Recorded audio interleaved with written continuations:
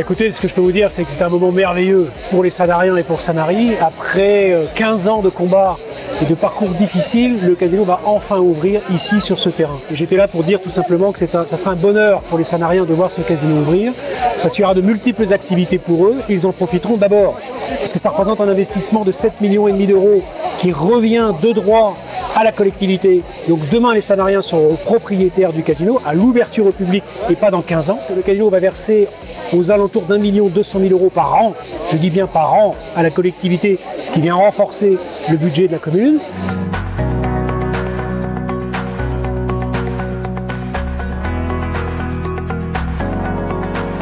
J'ai entendu beaucoup de choses, moi je ne suis pas là tous les jours, il y a des gens qui disent mais ils vont tout casser, ils vont tout détruire et il n'y aura plus rien.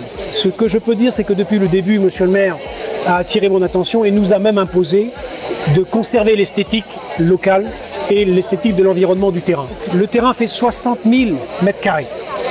Nous occuperons 15 000 m². Il y a 45 000 m² de bois classé auquel on ne touchera pas. Pas un seul arbre classé ne va tomber. Donc ce secteur-là, il est conservé, classé, protégé.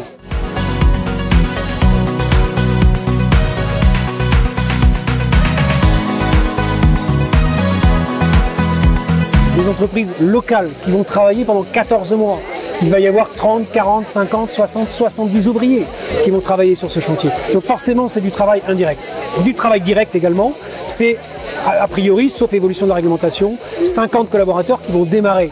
50 collaborateurs, 50 postes, dont la plupart sont destinés aux Sanariens.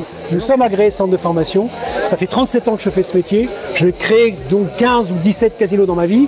Je suis agréé centre de formation, je fais école, c'est moi qui forme les équipes avec mon encadrement. Donc oui, 50 emplois, et 50 emplois y compris aussi pour des gens qui cherchent du boulot.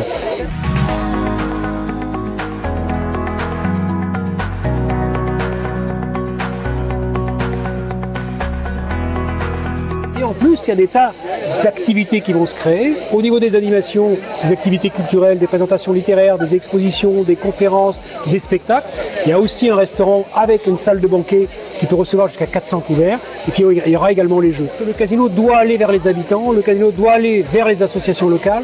Il y a énormément de choses qui sont déjà faites à Sanary. Nous, on vient simplement renforcer par rapport à notre connaissance du métier, par rapport à notre connaissance du monde touristique et culturel. On a eu une réunion très récemment avec les responsables d'animation et de la communication de la ville. Et le casino a été présenté comme une salle supplémentaire offerte aux Sanariens et aux associations pour venir y créer des activités.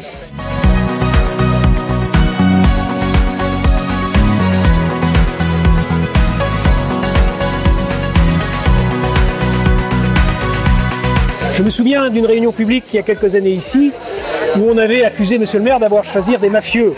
Alors je ne suis pas russe, je ne suis pas partie de la mafia italienne, je suis breton d'origine, de sang, et je ne fais pas ce métier parce qu'il y a la mafia. Non, je fais ce métier parce qu'il n'y a pas de mafia. Effectivement, c'est une activité totalement réglementée.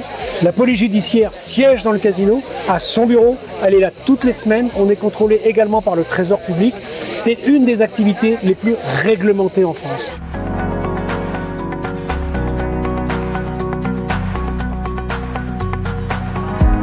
Ça fait déjà très longtemps qu'on attend, on a perdu suffisamment de temps, mais comme je l'ai dit, le combat a mérité d'être mené. La preuve, c'est que si on avait abandonné la collectivité en cours de route, on ne serait pas là aujourd'hui. Donc mon souhait, c'était d'aller jusqu'au bout, notamment parce que quand j'ai vu Sanary, je suis tombé amoureux de Sanary. Il n'y a pas que mon épouse. Et la chronologie théorique aujourd'hui des événements, le casino pourrait voir le jour au 1er novembre 2018. C'est un complexe qui a mis 15 ans à sortir, C'est un combat de monsieur le maire et de la collectivité, des élus et des services de la collectivité. Moi, je ne tiens qu'à remercier, je dirais, le chef d'orchestre de ce combat qui est monsieur le maire. Je ne l'ai jamais abandonné, j'ai toujours été à ses côtés, mais je peux vous dire que si je suis resté à ses côtés, c'est parce que c'est lui. Je serais peut-être parti si ce n'était pas lui.